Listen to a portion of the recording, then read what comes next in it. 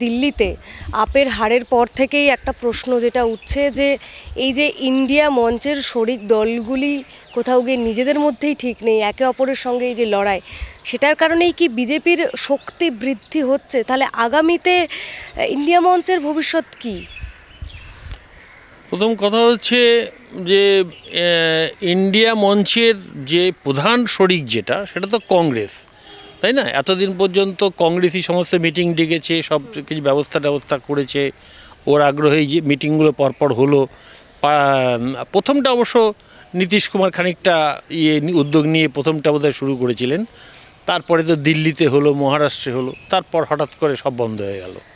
হ্যাঁ, তো ইন্ডিয়া জোটের নামটা তৈরি হলো, কিছু কিছু কমিটি তৈরি হলো, কিন্তু আমার কথা হচ্ছে যে ইন্ডিয়া জোট ছাড়া যে মোদিকে বা বিজেপিকে পরাস্ত করা যাবে না, এটা মোটামুটি সবাই নিশ্চয়ই বোঝে।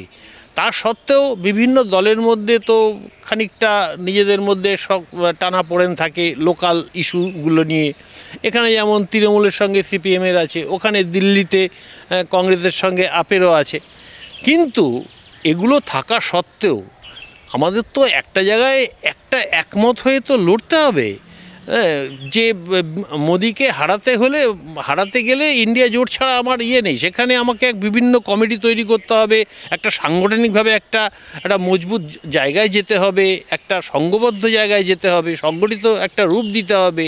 তারপরে বিভিন্ন দায়িত্ব কাকে কি দেওয়া যায় সেগুলো ঠিকঠাক করতে হবে। সবচেয়ে বড় সেটা হচ্ছে কর্মসূচি। আমরা এই যে মোদির যে কার্যকলাপ বা তার যে এই হিন্দুত্বের রাজনীতি, এর বিরুদ্ধে আমরা মানুষকে কী রিলিফ দেব, আমরা মানুষকে কোন কর্মসূচি দেব, এবং মানুষকে সেইভাবে কিভাবে তাদের একটু দুরবস্থা যা আছে বা যে সমস্যা আছে সেগুলো কীভাবে সমাধানের পথে এগোবো, এটা তো মানুষকে বলতে হবে, সেই কর্মসূচিগুলো তো ঠিক করতে হবে। কিন্তু আজকে দুর্ভাগ্যজনকভাবে সেগুলো সব বন্ধ হয়ে গেল। এখন যদি এই যে একটার পর একটা রাজ্য হাতছাড়া হয়ে যাচ্ছে, হ্যাঁ, সেদিন কিছুদিন আগে পবন খেরা বললেন না, আমরা এখন কংগ্রেসকে দলকে শক্তিশালী করাটাই হচ্ছে আমাদের এখন একমাত্র লক্ষ্য। তো তার মানে কি? তার মানে এখন ইন্ডিয়া জোটকে তারা দূরে সরিয়ে রাখছে, আবার হয়তো 2029-এর আগে তারা করবে কি করবে না সেটাও আমরা জানি না। কিন্তু এই যে শক্তিশালী করতে গিয়ে লাভ হচ্ছে তো মোদির, আমরা চোখের সামনে পরিষ্কার দেখতে পাচ্ছি। এই অনৈক্যের ফলে লাভ হচ্ছে একমাত্র মোদির। মানে শুধু ভোটের আগে জোট করে লাভ নেই, যেমন হচ্ছে কি পলিটিক্স ওই 24 আওয়ার্সের একটা জব, সেই রকমই মানে সারা বছর একবারে পুরো টার্ম জুড়ে লড়াইটা জারি রাখতে হবে। এটাই হচ্ছে আসল কথা। শুধু নেতৃত্ব একটা সময়ে বসে নিজেরা কিছু সমাধান করলো, মানুষ তাতে আস্থা রাখতে পারে না। হ্যাঁ, কারণটা হচ্ছে আজকে যদি এই যে বিজেপি এত সুযোগ পেয়ে যাচ্ছে, আজকে আমরা দেখছি কোথাও 4 বছরে যে সংখ্যাটা ওখানে ভোট বাড়লো, সেটা 7 মাসের মধ্যে তার কাছাকাছি চলে গেল। ওরা 4,16,000 বোধহয় ছিল, এটা বোধহয় 3,99,000 এরকম সামথিং ভোট বেড়ে গেল। এই যে এগুলো সবাই বুঝতে পারছে যে বদমাইশিগুলো বিজেপি করে যাচ্ছে, কিন্তু প্রতিরোধ করার কেউ নেই, কোনো ঐক্যবদ্ধ প্রয়াস নেই। হ্যাঁ, কারণ আপ আর কংগ্রেস যেখানে নাকি আজকে দুটো শরিক, তো আজকে এখান থেকে তৃণমূল থেকে কেউ গিয়ে ওখানে হয়তো একটু বক্তৃতা দিয়েছে, সত্যগ্ন সিনহাকে বোধহয় পাঠিয়েছিল, তারপরে অখিলেশ যাদব গিয়ে ওখানে, যেহেতু ওখানকার যারা নিম্নবিত্তের মানুষ, দরিদ্র মানুষ, খেটে খাওয়া মানুষ, তারা সবাই প্রায় বিহার, ইউপি এইসব জায়গাগুলো থেকেই তারা ওখানে যায়। সুতরাং এবং তাদের ভোটেই কিন্তু আপ এতদিন ধরে জিতে এসছে। সুতরাং আজকে তারা কিছু ক্যাম্পেনিং করে চেষ্টা করেছে তাদেরকে। খুব স্পষ্ট যে ভোট কাটাকাটি হওয়ার ফলেই বিজেপির জয়, কংগ্রেস আর একসঙ্গে লড়লে বিপুল ভোটে জয়ী হতে পারতো ইন্ডিয়া মঞ্চ। এটা তো একদম অঙ্কের হিসেবে একদম পরিষ্কার। শুধু সব জায়গায় আবার অঙ্কের হিসেবেও হয় না। একটা হয় কি, 2-2 আমরা 4 দেখি, কিন্তু যখন নাকি তলার লেভেলে 2-2 4-এর জায়গায় ওটা দেখা যায় হয়তো 6-8 হয়ে গেছে। হ্যাঁ, কারণ যদি ওই কর্মীদের মধ্যে সেই ঐক্যটা আমরাকে করতে পারি, প্রসারিত করতে পারি। যেটা ইউপিতে যখন নাকি এর আগে দেখা গেল যে একটা কংগ্রেস এবং সমাজবাদী পার্টি একটা ঐক্য করেছিল, কিন্তু সেটা অতটা তলার লেভেলে অবধি সেই ঐক্যটা গিয়ে পৌঁছয়নি। কংগ্রেসের মতো করেছে, এরাও করেছে, আলগা আলগা মাঝে মাঝে হয়তো একটু আধটু একসাথে করেছে, কিন্তু সেইভাবে অতটা এফেক্ট হয়নি। কিন্তু এই যে লাস্ট ইলেকশনটা গেল, সেখানে দেখা গেল যে মানে খুব ঐক্যের ইয়েটা কর্মীদের মধ্যে সাংঘাতিকভাবে একসাথে করা হয়েছে। এবং সেখানে আমাদের রাহুল এবং অখিলেশ যেমন সমস্ত জায়গায় ঘুরে ঘুরে একসাথে মিটিং করেছে, তেমনি অখিলেশের স্ত্রী এবং প্রিয়াঙ্কা গান্ধী তারা একসাথে মহিলাদের নিয়ে ভালো ভালো প্রচুর মিটিং করেছে, এবং তার একটা খুব ভালো এফেক্ট আমরা পেয়েছিলাম। সুতরাং আজকে যদি সর্বভারতীয় ক্ষেত্রে এই এফেক্টটা পেতে হয়, তাহলে এই যে বিজেপি যে নানা রকম যে দুষ্কর্ম করে যাচ্ছে তার বিরুদ্ধে মানে একসাথে ঐক্যবদ্ধভাবে এনডিএ জোটকে পথে নেমে আন্দোলন করতে হবে, এবং এটা কন্টিনিউয়াসলি করতে হবে। এবং এটা যদি করা যায়, তাহলে আন্দোলনের পথে নামলে না, মানে তোমার আমার মধ্যে যে ধরো নানা রকমভাবে ফারাক আছে, একটা ভুল বোঝাবুঝি আছে, একটা সন্দেহের আছে, সেগুলো না আস্তে আস্তে আস্তে আস্তে ধীরে ধীরে কমে যায়। যখনই আন্দোলন বন্ধ হয়ে যায় তখন আবার এগুলো বাড়তে থাকে, কিন্তু আন্দোলনের মানে নেমে তখন এগুলো ধীরে ধীরে কমে যায়। এবং কর্মীদের মধ্যে যে বিপুল উৎসাহ, সেটাকে তো সবাইকে সম্মান জানাতে হয়, প্রত্যেকটা নেতাকে কর্মীদের সম্মান না জানিয়ে তো হয় না।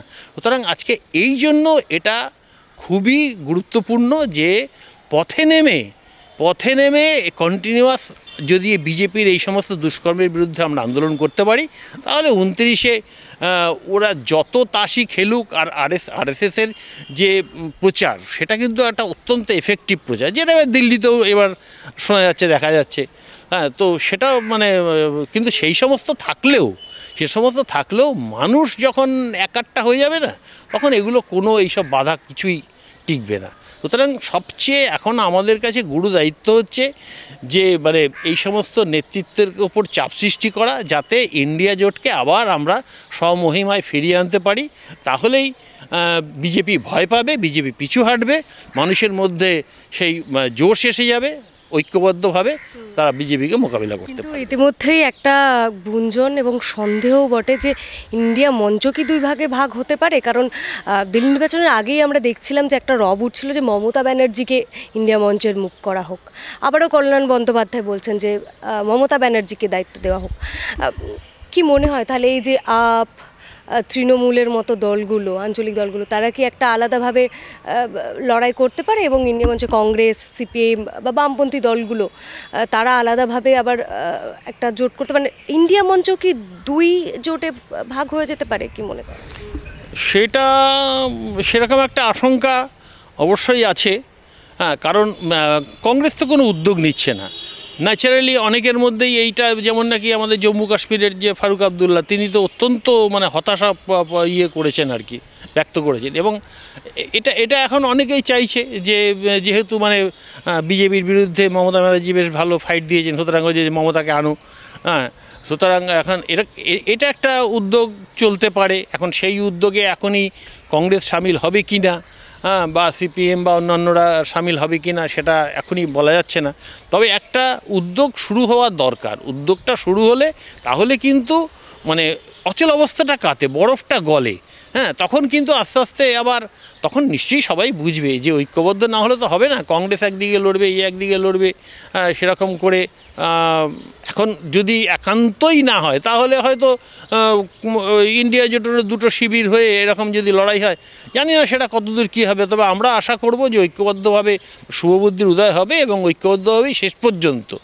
হ্যাঁ, হয়তো সাময়িক কিছুটা এখন হয়তো দুটো ভাগ হলো, বা একটা মানে আঞ্চলিক দলের মধ্যে একটা গোষ্ঠী হয়তো একটু হলো, মানে সক্রিয় হলো, আরেকটা গোষ্ঠী হয়তো খানিকটা নিষ্ক্রিয় থাকলো।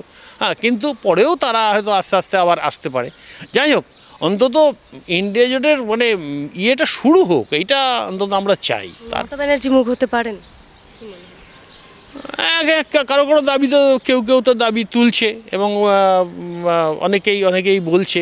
জানি না সেটা কতদূর কী হবে না হবে, এখন দেখা যাক এইটার পরে। কারণ সামনে যেটা আছে বিহারের নির্বাচন, হরিয়ানা হাত থেকে বেরিয়ে গেছে, একদম জেতার একটা রাজ্য হাত থেকে বেরিয়ে চলে গেল।